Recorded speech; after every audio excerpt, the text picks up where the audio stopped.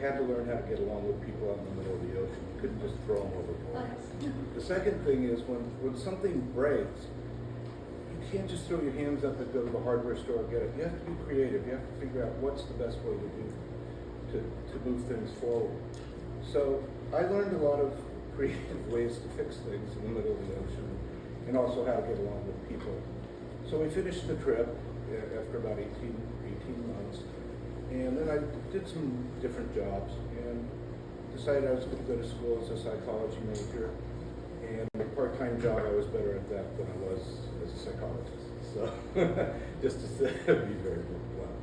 So I ended up working in a computer distribution company, just slicing open the boxes or slapping labels on them. And the guy who modified the equipment, he needed some help, so I got to unscrew him, I got to put some chips in. He quit, and I just started doing it, and became a full-time job, and eventually became a career. Now that company, not only did they sell the equipment, but they also leased it. So the equipment came back off lease. This is an important thing, part of my career. We had to figure out how to fix it, test it, and also sometimes people didn't want to buy the equipment, they wanted parts out of the equipment. So I left that company, started a small business doing repairs on computer equipment, the circuit boards and stuff. I contracted out to somebody who would fix it. And eventually we found the customers really didn't want us to repair them, they just wanted to buy the parts. And that led to a computer business. The computer business grew to about $35 million a year in sales. And then we sold it actually for about $35 million a year. It was like 1991. It was called Century Computer Marketing. So I got a lot of experience doing that. And then was one of the co-founders of a company, Samara Communications, where I met Betsy. This was around 1995. And that company, it was the perfect timing. You had the internet coming on board, you had cellular coming on board, Y2K, and the company grew to such an extent that by, I think it was 1999 or 2000, it grew from $0 to $220 million a year in business, and it went public. And then, so that was really pretty great, to say the least. After that, I dabbled in doing airport ground support equipment. Okay, you know, the baggage carts and things. And my running joke is that business never got off the ground.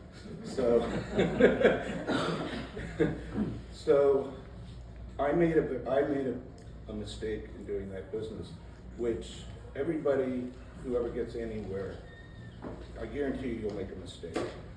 And what you do is you learn from your mistakes. My crucial mistake in that business was I went to an airport, I saw all these baggage carts and tugs and all this equipment, thousands of pieces of equipment, and I thought that would be a great business. What I didn't realize was that those thousands of pieces of equipment, those were bought over a 50-year period. 80% of the money in that market was in spare parts to keep that stuff going. I learned that lesson after we closed that business. But I took that lesson with me to Tempest Telecom, another telecom company, where my specialty was selling telecommunication services to utilities. Utilities keep their equipment for a long, long time. Much longer than the standard cellular companies. Once something's installed, it's there. It's like, also oil and gas companies. Think of a pipeline, right? Once you build the pipeline, you have your telecommunications equipment there. You're never going to add another phone call. You're never going to add anything else. And I learned that the value of that equipment became much more valuable the older it got, because it was very expensive to replace 100 different locations for the equipment than one. So it's important to know that about the current business that we're in right now. So anyway, so Tempest was a successful business. I did well there. And then I noticed a lot of the customers were putting batteries in. And I was like, wow, they're putting a lot of batteries in. And then I did more research and homework and stuff, and I said, that's the industry I want to go into. So 2011, after doing maybe 2 years of research, I left Tempest and I co-founded Bluewater Battery with a gentleman, Ben Firestone. And there's a little bit of a history about Bluewater. One is that Ben and his older brother Dan and me have been working together for many, many years. So I had a really good management backup team and so forth. And so that allowed us to start the company. So we started it. And I want to just say one thing, how we got the name, which is a little bit sad, but one of my best friends passed away. And his initials were BBL. I don't know if you remember that or not, but he passed away. And we knew we wanted the name to be Battery Logistics, and we just needed a B in front of it. So that's where we got the Bluewater. So that way I always remember. So now that I got that out of the way. But so anyway, we started the company, and the plan was originally that what we would do is we would find these surplus lithium batteries all over the country. And we went into it and did research. We figured out lithium batteries were going to be there from cell phones and all these other devices. And the company didn't really go very far, partly because we were going to bring them to another company, and they hadn't built their plant yet, which is a big problem. And then the second thing was, while we were looking for batteries, we found there were a lot more batteries that were surplus than there were needing to be recycled. So that was interesting. So we found massive amounts of batteries that, for whatever reason, the technology changed. They no longer needed those batteries. The company went out of business, and we started selling them. And that's when the company really started taking off. So there'd be a company, I don't know if you ever remember, there was a company, Lordstown Motor. They went out of business, but we bought 14 truckloads of these batteries and we resold them to a company that made them into other types of products. So they made it into like dual motor packs or lighting, things like that. And the company gradually grew, and we discovered that, hey, there's a lot of batteries that are available from what they call EPC, engineering, procurement, construction companies. And what was happening is these projects were happening all across the country. They build a solar farm and then put batteries next to the solar farm. And unfortunately, sometimes these projects didn't happen. And they were stuck with the equipment. They didn't know what to do with it. So they would ask us what to do with it. The other thing that would happen is that the solar farms were getting older. And so they needed spare solar panels to keep them going. So we had a two-part thing here. One, the batteries were getting older, they needed somebody to decommission them. And then the other part is that they had the solar farm and they needed solar panels to keep it running.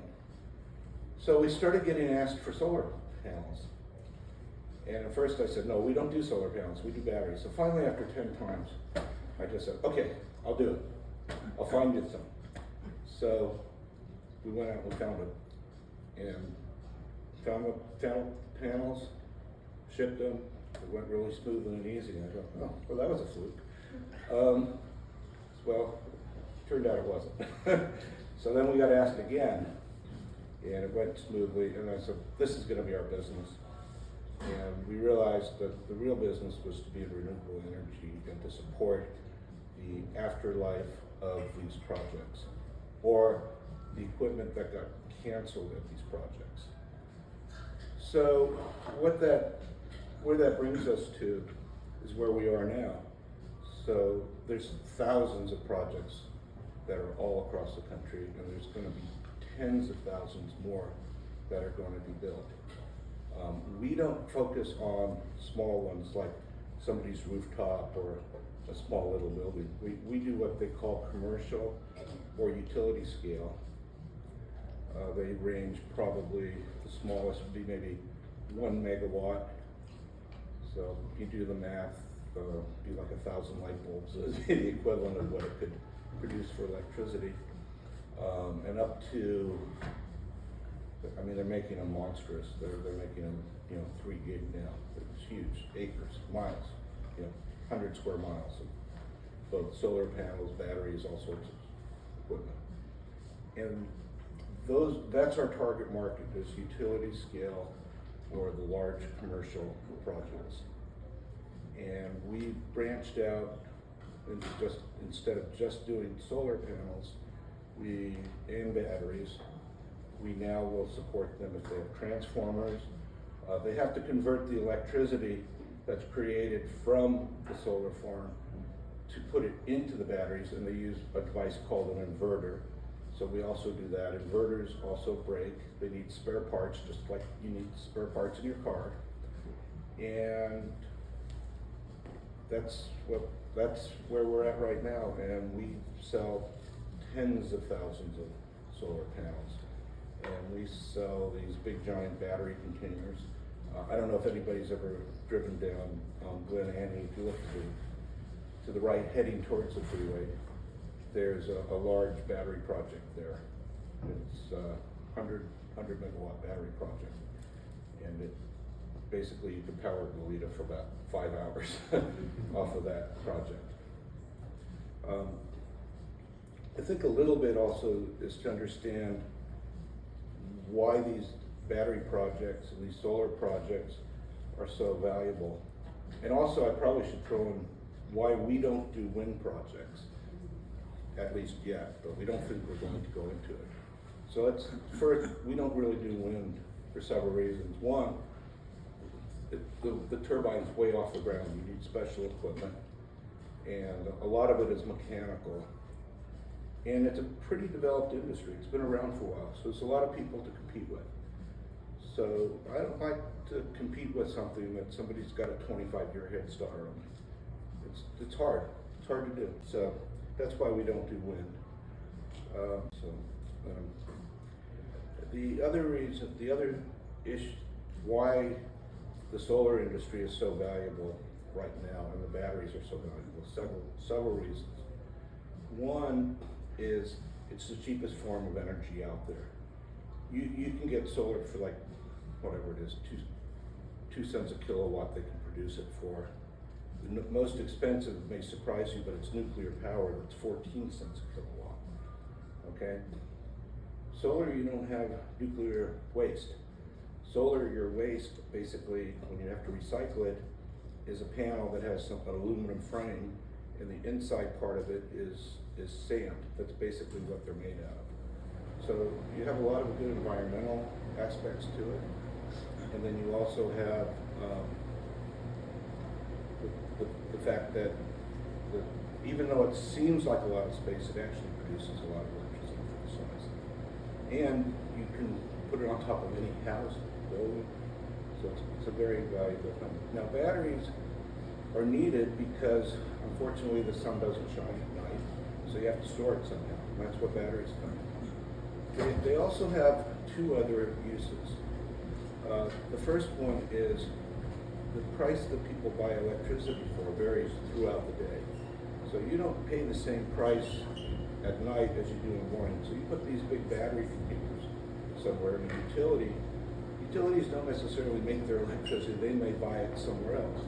They could buy it from hydroelectric from somewhere, or some nuclear power plant that's producing electricity all the time, but they have to get rid of it sometime. So these batteries are great to store it cheap, and people save a fortune with these batteries by doing that. The last one is used for batteries is something that a lot of people would never think of.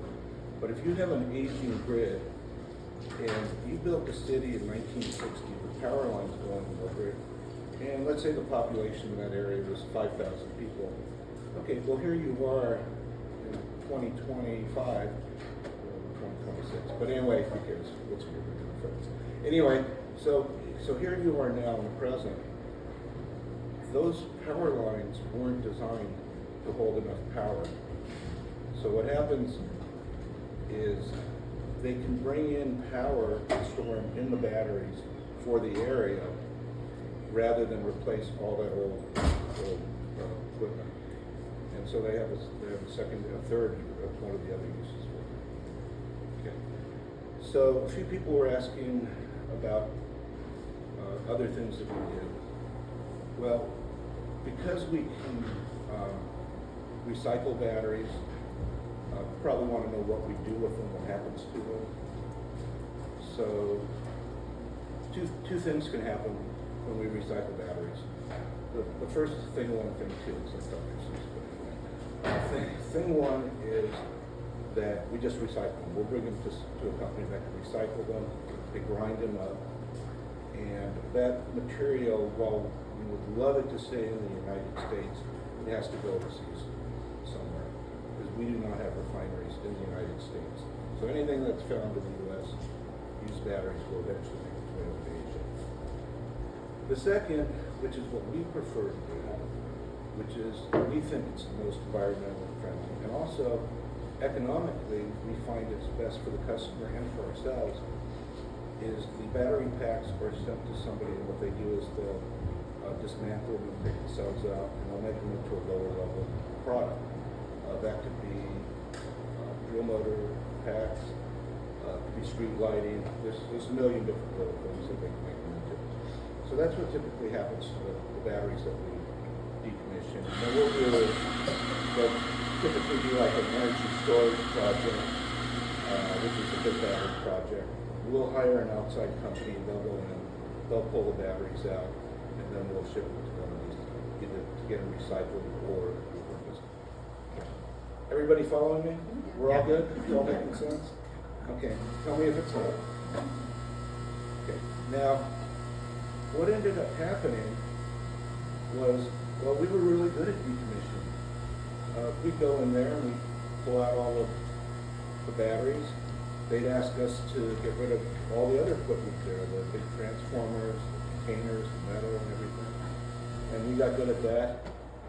And then people would come and they'd say, we need a decommissioning plan.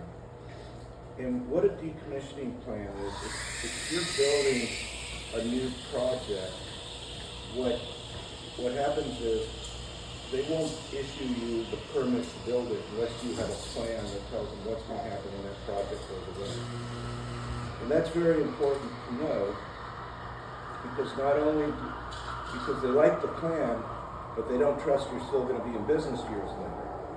So what they do is, okay, you made a plan, they review it, they say it's successful, and then what they do is they force you to put money into some type of account. And that money will be there when the day comes that that project has to be decommissioned. And I know that everybody's going to say, yeah, but how can you know what the cost of money, and it's 10 years down the road or 15 years down the road. But the money's there, it's improved in value, and it's the best system I have right now. But anyway, we get asked to write these decommissioning plans, and we do it. So, now, I'm going to just backtrack a little bit, because I did mention about that we sell a lot of solar panels. Our market in solar panels is not the new builds. Our market is the aftermarket. And what happened with solar panels is when they first made them, they were smaller. You know, they'd be like 200-watt solar panels, and the size of the panels was different. So here we are years later, the panels have much higher wattage, and they're different sizes.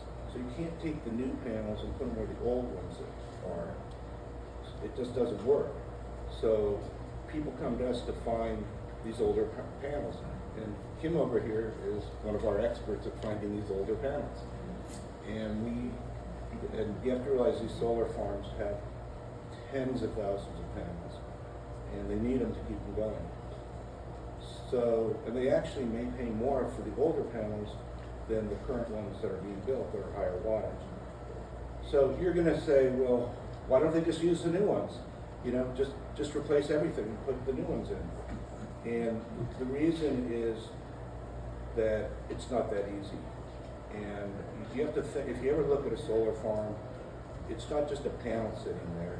There's wires, there's metal that these things fit in. There's a certain size. there's millions of dollars potentially in engineering costs. There's other equipment there. It's much, much more efficient just to find something that'll work temporarily. So that's been our niche, to find panels that will work for people. And I think we do a pretty good job of it. We actually have developed a database and lists. I think we're up to 19,000 different types of panels, plus the size, the voltages, the wattages. So if somebody gives us a name and we can just look it up there. And if the one they have is available, we see if we can find one we can cross-reference. So that's how we do that. And like I said, we also got into other equipment, inverters. It's the same thing. You can't just, if you replace one inverter, you may have 100 others that don't match.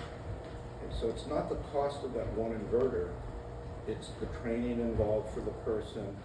Potentially you may have to replace all the wiring, you may have to replace everything else. So older equipment could be valuable, more valuable than the new product at times. Transformers is another thing that we find a lot of and we could sell that go along with it. So I think that's about all I could say about our business, what we do. But if you have any questions, now's a good time. I don't know, I was supposed to talk for 40 minutes and I'm not even close to it, but I never am. Sure. So if you have a panel that is a certain wattage and it's X size, you can get another X size panel. Does that be the same wattage, or if you replace it with a higher wattage, does that impact the inverter as well? It has to be within a certain range. Okay. So let's say a panel is 400 watts. Mm-hmm. You may be able to play with it, go up to 420 watt. You may be able to go down to, let's say, 380, something like that. It's close enough. If you go too high, what will happen is there's other equipment, wires, probably burn it out. If you go too low, you have to think that there's an operator there who's making money, and he wants that to be at that optimal wattage, otherwise he's not making as much money. So there's a range that you want to be in. Sure.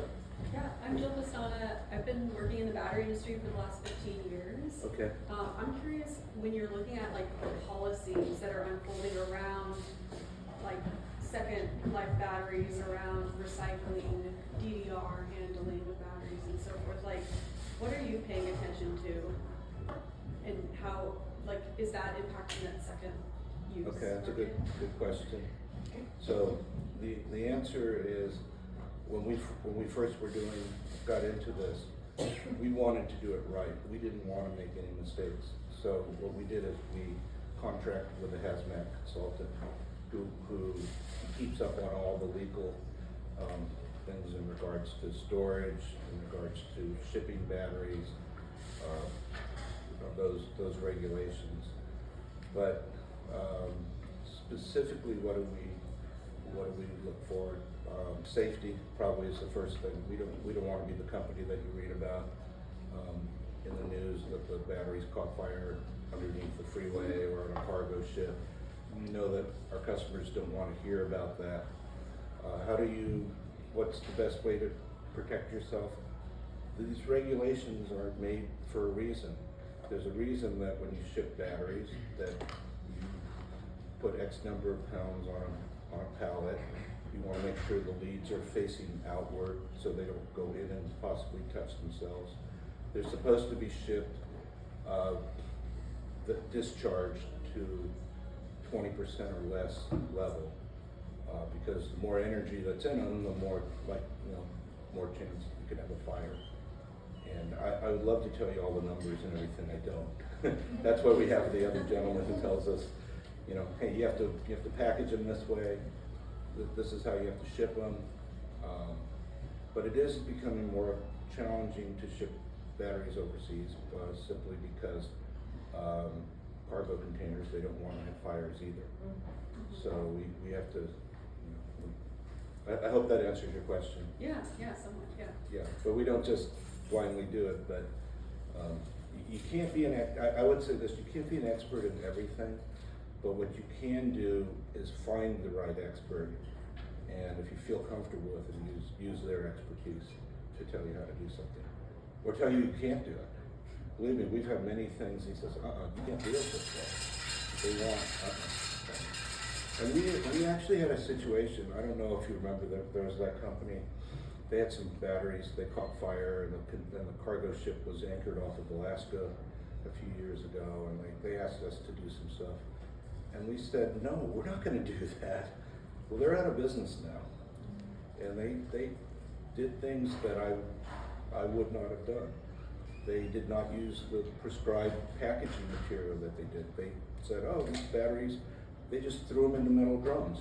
Well, metal drums and batteries aren't really that good because batteries can touch the metal side and you could arc and start the whole process again. But they thought it was cheaper to use that, which was a 25-gallon fuel drum, versus what we said, you have to use these $1,500 specially designed drums that won't arc. But they're out of business, and they did it. They also asked us to do another job too.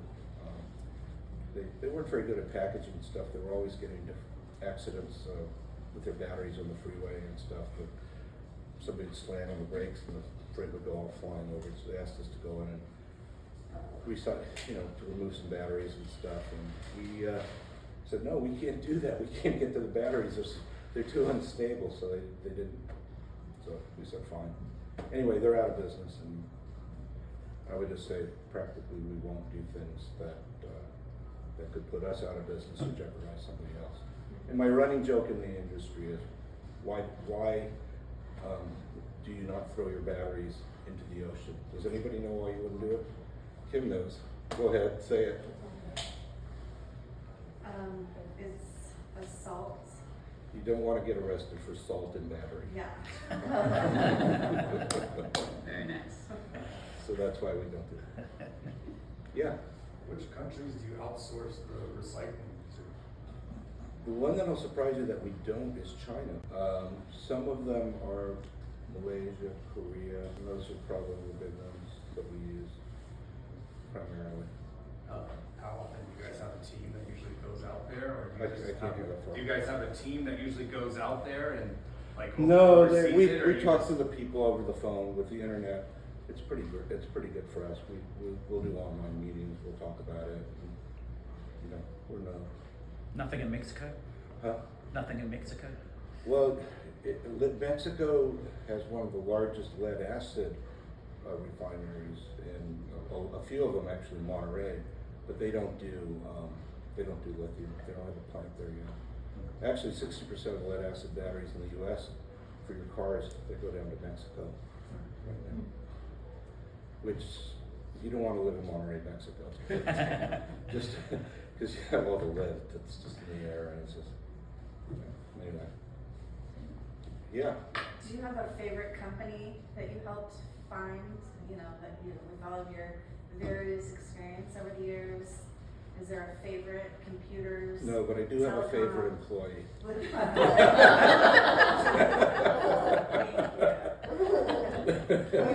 Is that a good answer?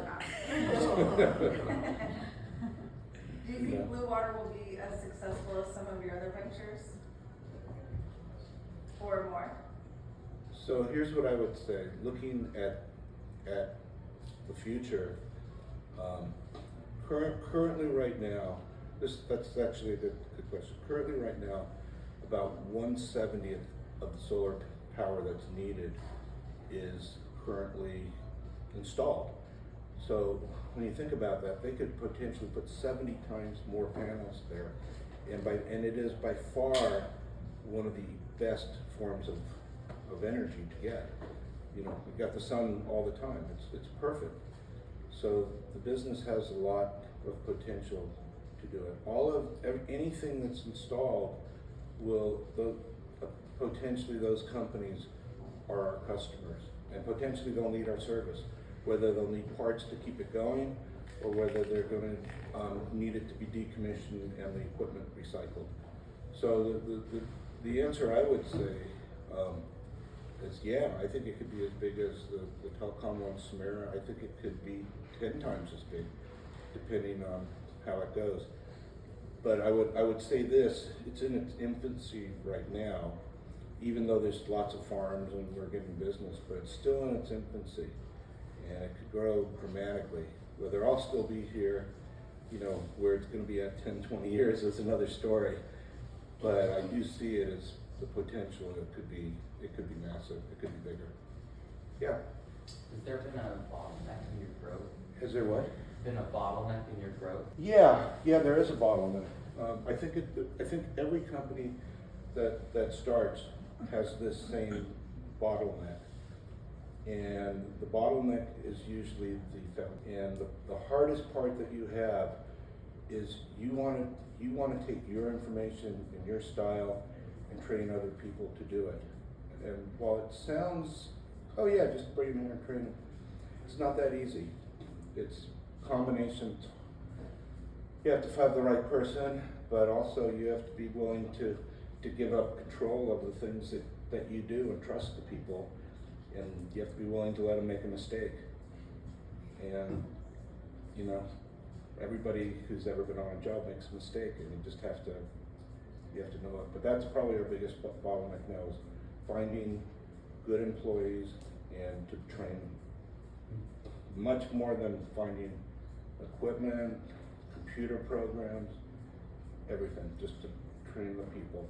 It's really difficult, but much harder than you'd imagine.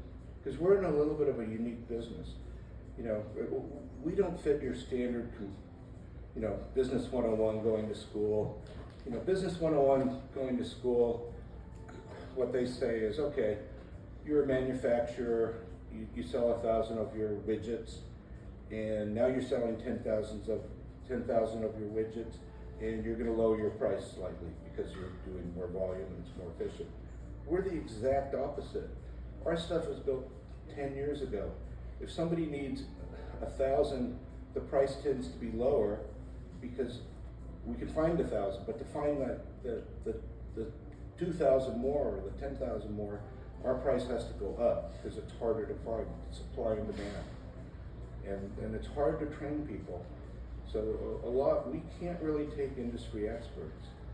So anybody who's worked at a manufacturer, distributor, almost universally, we can't beat it out of them. They're stuck in that mold. And so it's hard. A lot of the people we get tend to be young and first time on a job, or they've had 3 other jobs somewhere for a few